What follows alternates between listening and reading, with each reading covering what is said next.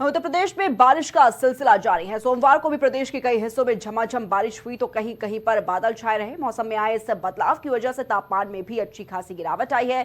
ठंडी हवाएं चलने से लोगों को गर्मी से राहत मिली। मौसम विभाग के मुताबिक प्रदेश में एक बार फिर से मानसून एक्टिव होने लगा है। बता दें कि ऐसे में 6 जुलाई तक दोनों संभागों में गरज चमक के साथ बारिश का सिलसिला जारी रहेगा। वहीं मौसम विभाग के मुताबिक यूपी में आज अनेक स्थानों पर गरज चमक के साथ बारिश की संभावना जताई जा रही है और इस दौरान झांसी, ललितपुर, महोबा और हमीरपुर में भारी से भारी बारिश का ऑरेंज अलर्ट मौसम विभाग की तरफ से जारी किया गया। वहीं बारिश से कई जिलों में जनजीवन अस्त व्यस्त हो गया है। बुलंदशहर के थाना खुर्जा नगर कोतवाली क्षेत्र के ईदगाह रोड स्थित रेलवे अंडरपास में 4 से 5 फीट तक पानी भर गया है। इससे आसपास के 1 दर्जन गांवों का शहर से संपर्क जो है वो भी टूट गया है। तो ये कई जिलों से तस्वीरें आपको दिखा रहे हैं जहां पर जो बारिश है वो कैसे तबाही लेकर आई है वो आप देख सकते हैं। लखनऊ से ये पहली तस्वीर, दूसरी बुलंदशहर से तस्वीर, तीसरी कानपुर से तस्वीर और चौथी जो तस्वीर है वो बलरामपुर से है जहां पर भारी बारिश से कैसे जो जनजीवन है वो पूरी तरीके से अस्त व्यस्त होता हुआ नजर आ रहा है। और बताना चाहेंगे कि मानसून जिस तरीके से सक्रिय है इसको लेकर मौसम विभाग की तरफ से भी ऑरेंज अलर्ट जो है वो उत्तर प्रदेश के कई जिलों में जारी किया गया है। तो बुलंदशहर के खुर्जा से तस्वीर जहां पर देखिए कैसे रेलवे अंडरपास में पानी भर गया है जिसके चलते जो लोगों का आवागमन है वो पूरी तरीके से बाधित हो रहा है। साथ ही अगर बात की जाए तो जो लोग हैं वो उनका जो संपर्क है वो टूटता हुआ नजर आ रहा है। शहर से गांव का जो संपर्क है वो भी टूट गया है। लोगों को काफी ज्यादा दिक्कतों का सामना करना पड़ रहा है। तो कहीं ना कहीं बड़ी लापरवाही नगर निगम की भी देखने को मिल रही है, प्रशासन की भी देखने को मिल रही है। कैसे बारिश ने लोगों का जीवन अस्त व्यस्त कर दिया है।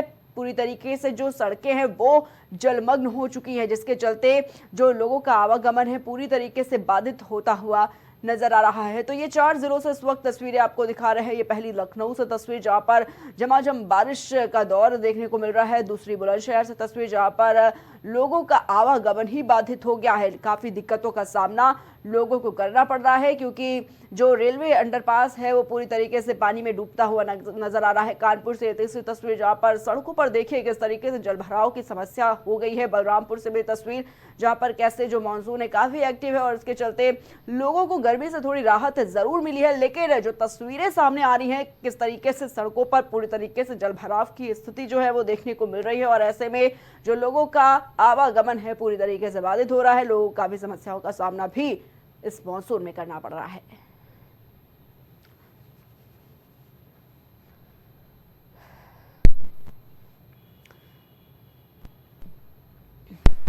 और हमारे साथ हमारे संवाददाता गोंडा से भूपेंद्र जुड़ चुके हैं।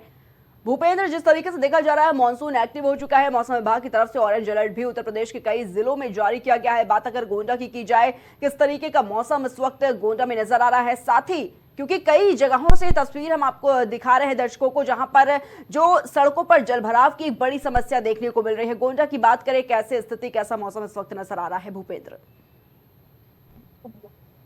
देखिए, बिल्कुल अगर बात गोंडा की जाए तो गोंडा में भी मानसून ने दस्तक दे दी है। अगर देखा जाए तो पिछले कल से ही गोंडा में बारिश का दौर जारी हो गया है। कल गोंडा के कई हिस्सों में लगातार बारिश हुई है जिससे कई जगह जलभराव भी हुए हैं। वहीं अगर बात की जाए तो जिस तरीके से जो पिछले कुछ दिनों से बारिश का दौर जो है नहीं जारी था, गोंडा में बारिश को लेकर जो है काफी परेशानियां बढ़ रही थी। तो वहीं अगर देखा जाए तो जिस तरीके से कल मानसून ने दस्तक दी है और गोंडा में लगातार कई हिस्सों में भारी बारिश हुई है जिसको लेकर जो लोग थे उनको को राहत की सांस तो जरूर मिली है। लेकिन जिस तरीके से अभी तक बारिश होना चाहिए उस तरीके से तो गोंडा में बारिश अभी तक नहीं हुई। लेकिन फिलहाल जिस तरीके से पहले का अगर देखा जाए तो जिस तरीके से गोंडा में बारिश नहीं हो रही थी उस तरीके से अगर कल से जिस तरीके से मानसून ने जब से दस्तक दी है तो गोंडा के कई हिस्सों में भारी बारिश हुई है। और लगातार आज भी अगर देखा जाए तो गोंडा में जो है बारिश का अलर्ट जारी है।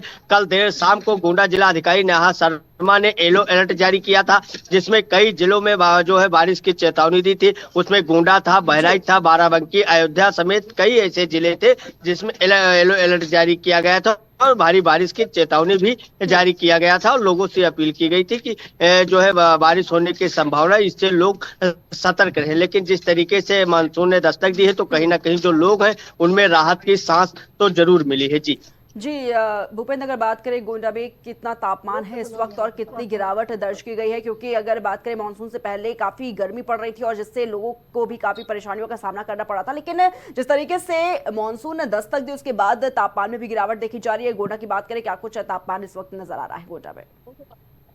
देखिए बिल्कुल, अगर पिछले दिनों की बात की जाए तो जो तापमान परसों था उससे तापमान में गिरावट तो जरूर है। आज की अगर बात की जाए तो लगभग 30 सेल्सियस के करीब तापमान है। जो तापमान में तो गिरावट जरूर आई है। जिस तरीके से बारिश का दौर जारी हुआ है तो कहीं ना कहीं जो तापमान है, तापमान में तो गिरावट आई ही आई है। लोगों को तापमान से राहत भी मिली है और जो ये बारिश हुई है उससे लोगों को राहत की सांस भी मिली है। लेकिन वहीं अगर बात की जाए नदियों की तो नदियां भी जो गोंडा में, चाहे वो सरयू हो चाहे घाघरा हो, लगातार अब जल स्तर बढ़ रहा है। और जल स्तर बढ़ने से जो लोग हैं, जो बांध से सटे गांव हैं, जो लोग हैं, उनमें कहीं ना कहीं अब चिंता का विषय बढ़ता जा रहा है। जिस तरीके से लगातार घाघरा में पानी भी छोड़ा जा रहा है, उधर सरयू का जल स्तर भी बढ़ रहा है, तो कहीं ना कहीं जो नदियों के सटे लोग हैं उनमें कहीं ना कहीं जो है वो कहीं ना कहीं जाहिर हो लोगों को एक भय ऐसा लग रहा है। क्योंकि हर साल अगर गोंडा की बात की जाए तो गोंडा में जो बांध से सटे लोग हैं, जो नदी के किनारे बसे गांव हैं,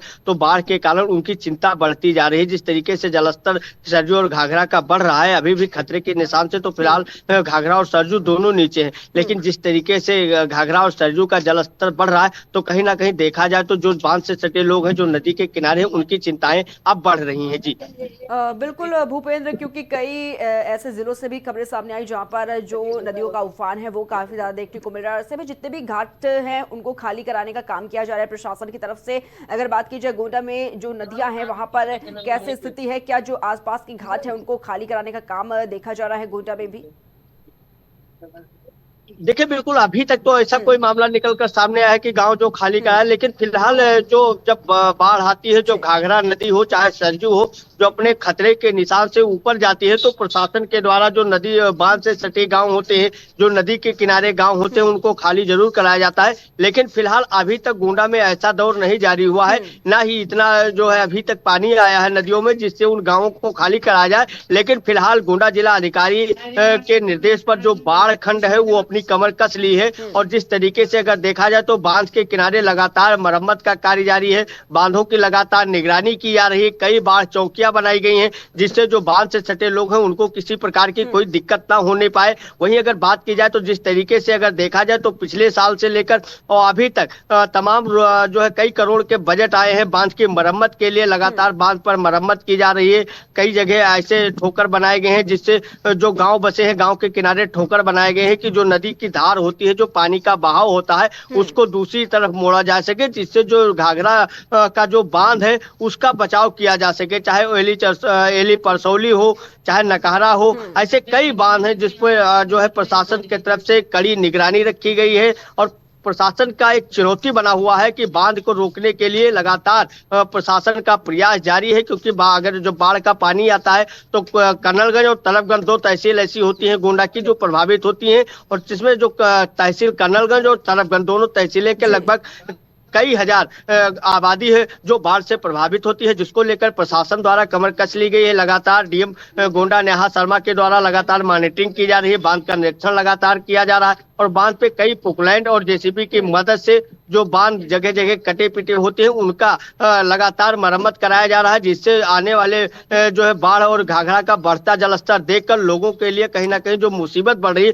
उसका रोकथाम के लिए लगातार गोंडा जिलाधिकारी का प्रयास जारी है। जी ठीक है भूपेंद्र, बहुत बहुत शुक्रिया आपका हमारे साथ जुड़ने के लिए, तमाम जानकारियों के लिए।